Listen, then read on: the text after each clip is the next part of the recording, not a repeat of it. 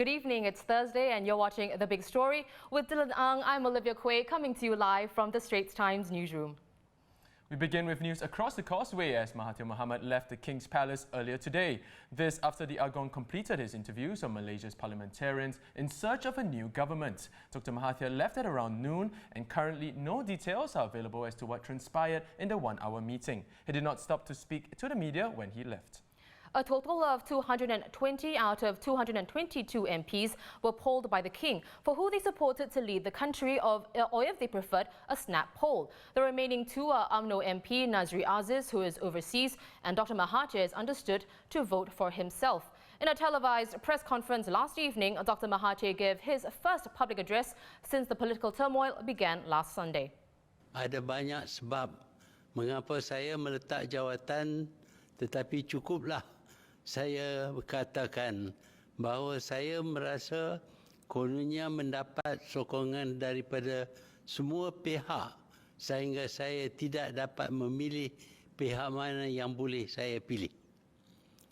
Selain itu, terdapat juga tuduhan bahawa saya tidak berniat untuk melepas jawatan dan gila kuasa.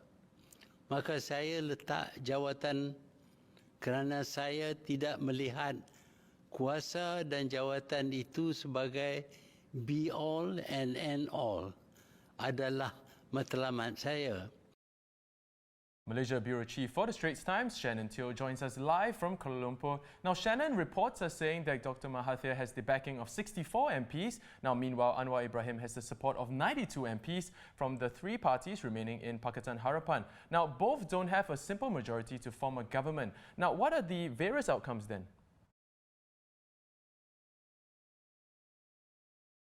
Shannon, can you hear us?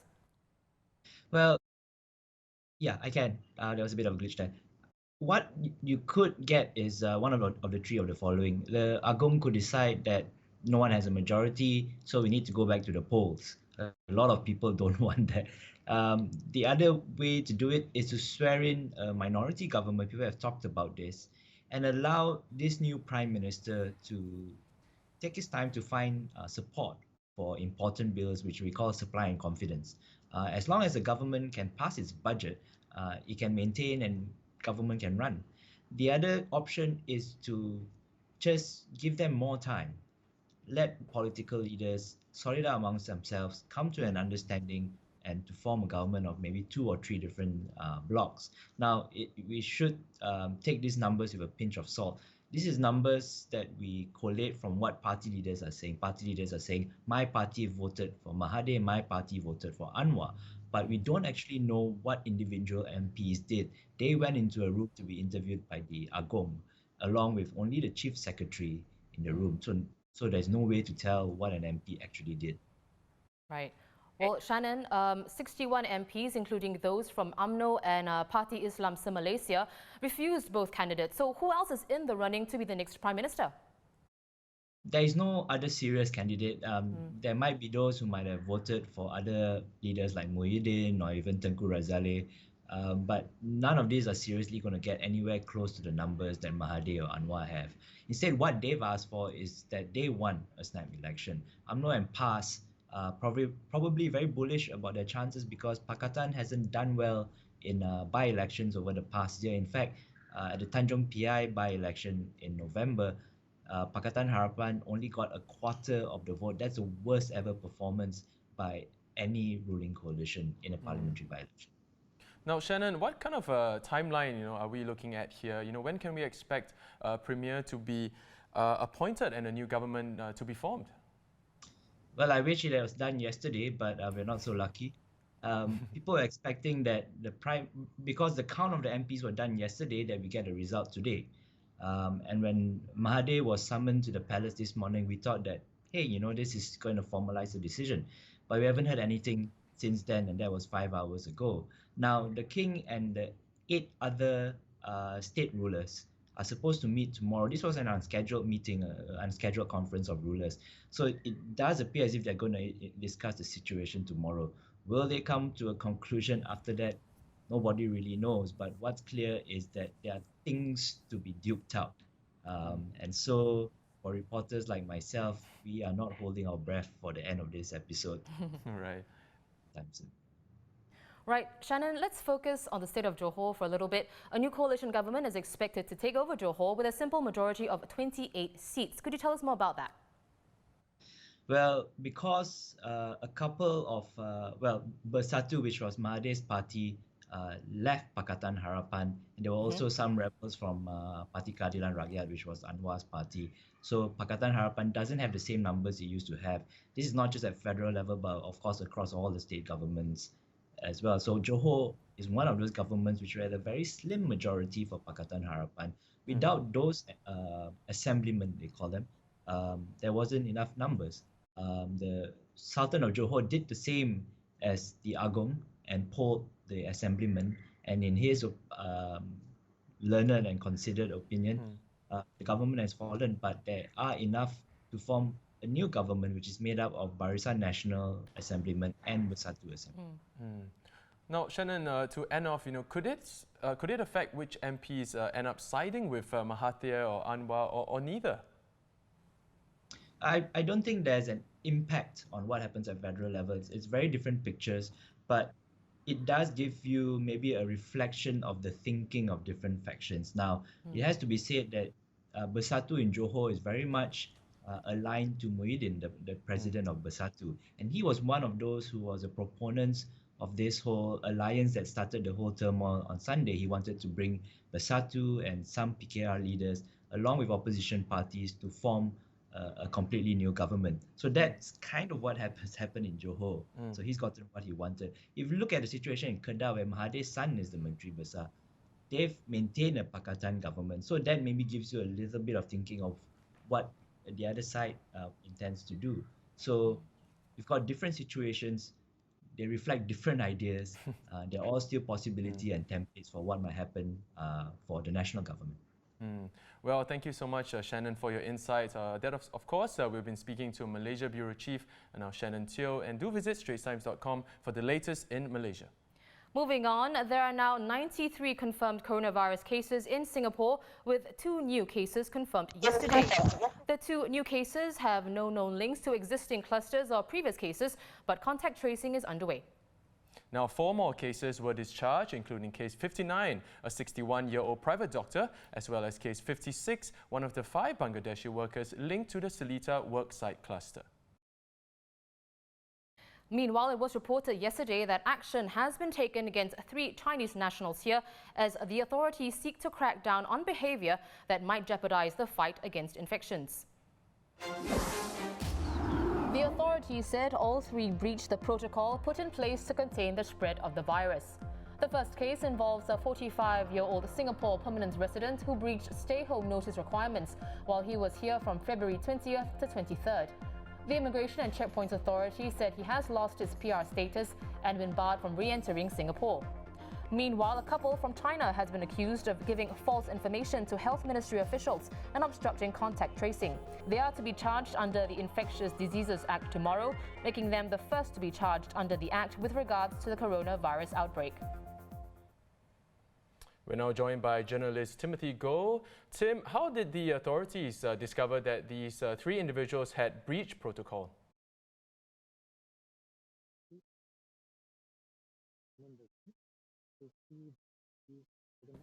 Hello, Tim, can you hear us?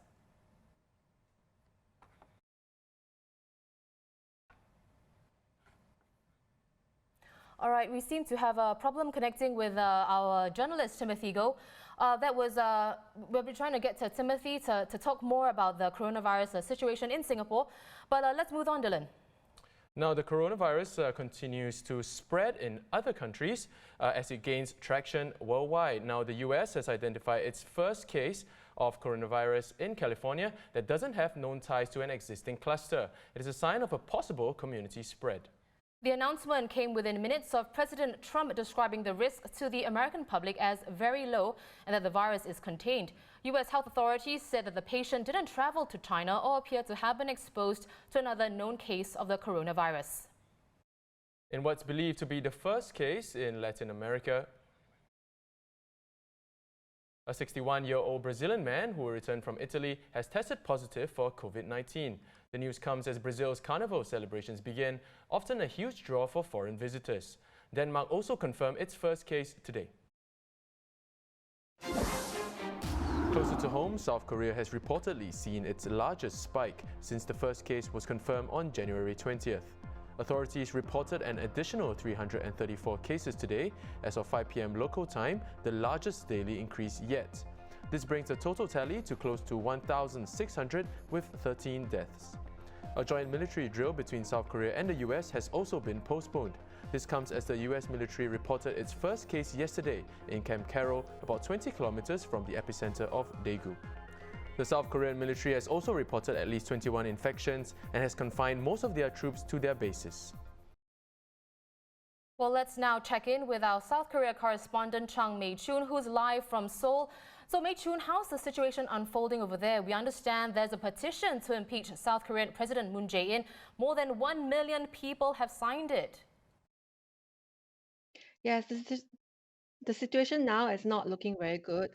Today we have the highest daily spike of 505 cases, and that's outnumbering. Hello? Yes, we can hear you. Sorry. Okay, today we had the highest daily spike of 505 cases, and that's outnumbering China's 433 new cases today. So this brings the total to 1,766. There are 13 deaths, mostly linked to the second largest community cluster outbreak in a hospital in southeastern city, Cheongdo. The numbers will definitely grow because the government is starting to test all of the 200,000 members of the secretive Shincheonji Church, whose branch in Daegu is at the heart of the largest community outbreak, and it accounts for more than half of the cases altogether. Experts say that the number of cases will definitely continue to grow, and this will continue until about March 20th, about 2 months after the first confirmed case on January 20. So the concern is rising about, small cluster outbreaks in major cities. Like there are now 50 cases in Seoul, 61 in Busan, and 55 in Gyeonggi province, which surrounds Seoul. I'm also getting government alerts on my phone telling me about new cases in Seoul and telling me to go for testing if I have symptoms, if I have visited places that the confirmed patients have gone to. So moving to the impeachment petition. Okay, the numbers have grown as quickly as the number of coronavirus cases in Korea. So Wednesday morning, we had over 400,000, and by today, we have over 1 million, and this will continue to grow. So this petition was actually filed February 4th, and it called for impeachment over the way Moon Jae-in's government mishandled the coronavirus issue. For example, they didn't ban all China tourists. They only stopped those from Hubei from entering South Korea. And they also took issue with the fact that South Korea sent 3 million face masks to China instead of keeping the supply for Korean people. And that caused the prices to skyrocket. The petition also says that Moon behaved like, the president of China and not Korea, and that they cannot take this catastrophe anymore, quote unquote, and Moon must be impeached. So the Blue House, which started this online petition system to encourage people to voice out, they were supposed to respond if the petition gets more than 200,000 signatures, but they have not done so, and they are saying that it's not possible to do it now because it's a difficult time. Now, Mei-chun, with the rise of reinfection, especially in China, if the same happens in South Korea, how equipped is the country in handling it? Okay, this is very worrying for South Korea, especially as the numbers are growing. There are no cases of reinfection now. Right now, the health authorities are very, very focused on testing all the members of the largest church cluster. They're testing like a few thousands a day, and they have so far tested more than 64,000 cases. And we can only hope for the best, but be prepared for the worst. Well, thank you so much, Mei-chun, for your insight into the situation in South Korea. Of course, we've been speaking with South Korea correspondent Chang Mei-chun. Now, let's look locally. we mentioned earlier that 3 Chinese nationals had been charged or have taken action against them for broaching the protocol in place to curb the spread of the coronavirus. So we're going to attempt to connect to our journalist Timothy Goh once again. So Tim, first of all, how did the authorities discover that these 3 individuals had broached protocol? Hi, well, in the case of the first individual, the Singapore PR, the ICA basically conducted a series of random, house visits and phone calls, but he didn't answer his phone or wasn't at home when the officers visited his home, and so they realized something was amiss. Then, 3 days after he had entered Singapore, they actually caught him trying to leave the country. He was obviously in breach of his 14-day stay-home notice, and it was at that point that they informed him that he was in breach of his notice, and he still insisted on leaving. So that's how he was caught. Now, for the other couple, that's the Chinese couple that allegedly obstructed contact tracing. For this pair, the details are kind of scant. What we do know, investigations were carried out, and typically these are done with the aid of the Singapore Police Force. So sometimes go back for repeated questioning and try and work things out from there. So I guess more details will emerge. Now, Tim, are incidents like these signaling a sense of complacency when it comes to curbing the coronavirus spread, especially because the situation in Singapore appears to be stabilizing compared to other countries which are seeing an escalation in cases? Yes, that's an excellent question. I say that it's just from 2 cases, but I would point out that the first 2, the Chinese couple, the ones who allegedly obstructed tracing, did so some time ago, and the all 3 involved are China nationals and not Singaporeans. And I guess these 2 cases having come out will serve as an example who might consider doing the same thing that our authorities mean. This morning, Home Affairs Minister just said that strong action will be taken against those who do flout the measures in place. So I don't think that this is going to result in a whole wave of people lowering their defenses, lowering their guards. Certainly, we do see more members of the public out and about now, and it's good. We're supposed to keep calm and carry on with our lives. But I don't think it's headed in the direction of complacency just yet. Right. Well, thank you so much for your time, Tim. That was journalist Timothy Goh with an update on the outbreak here. And you can, of course, read more at straitstimes.com. Now, train service on the North-East line was disrupted for more than 6 hours this morning due to a power fault. Needless to say, thousands of commuters were affected during rush hour. To tell us more, we now cross live to multimedia journalist Fazana Friday, who's standing outside Punggol MRT station. Friday?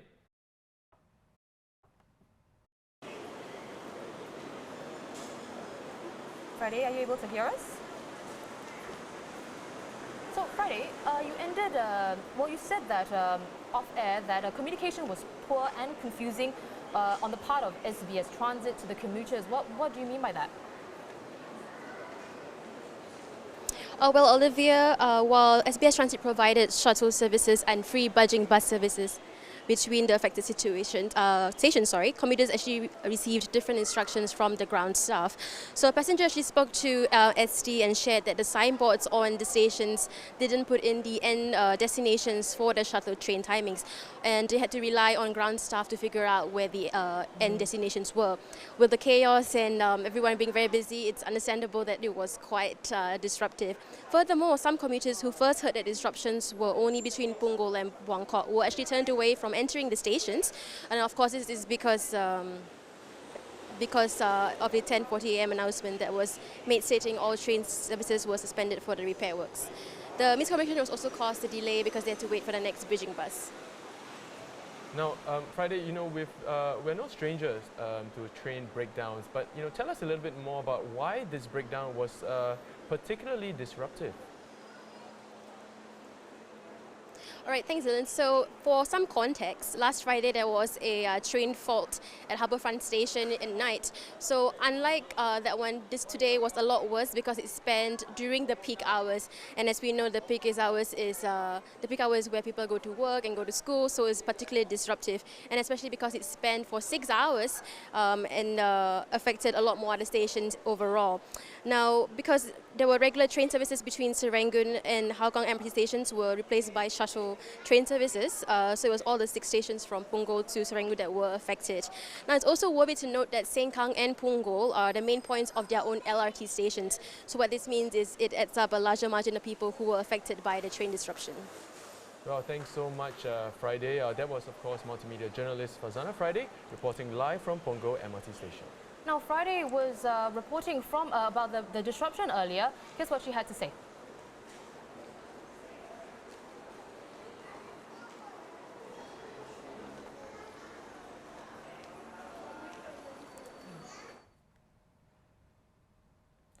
Well, it appears that we've been having a few technical difficulties today. All right, so once again, we go over to what Friday's report earlier today on the MRT in the Northeast Line disruption for 6 hours. It's the stuff of nightmares for commuters. A breakdown in train services during the morning rush hour. A power fault hit the Northeast Line for 6 hours. From 6 a.m., Punggol, Sengkang and Buangkok MRT stations were affected. But by 10:40 a.m., it got worse. SBS Transit announced all train services between Punggol and Hougang MRT stations were stopped completely to facilitate repair works. And it didn't take long for commuters to show their unhappiness, sharing photos of crowded train platforms at affected stations on social media. Some reporting up to 40 minutes delay on their journeys. Free bridging bus services were available, but commuters who the Straits Times spoke to said communication was poor and confusing. Although SBS Transit also provided a shuttle train service, these efforts were insufficient to ease the peak hour morning crowds at Punggol and Sengkang MRT stations, which are the main hubs of 2 LRT networks.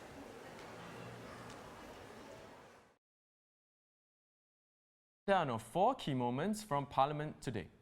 Now, NMP Yip Pin Chew called for a national code to address sexual violence on campus. This code can be adopted by all education institutions, resolving the problem of institutions having different policies and protocols for dealing with sexual violence on campus.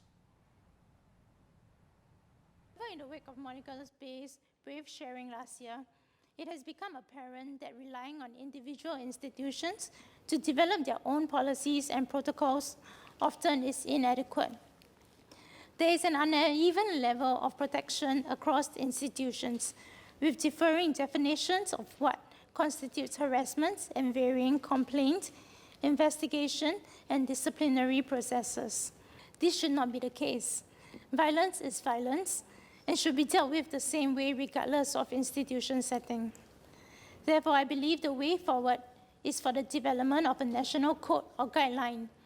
This code should set out the duties of the school to ensure zero tolerance on sexual harassment, provide adequate victim care support, and set out standards and principles for investigating and managing complaints.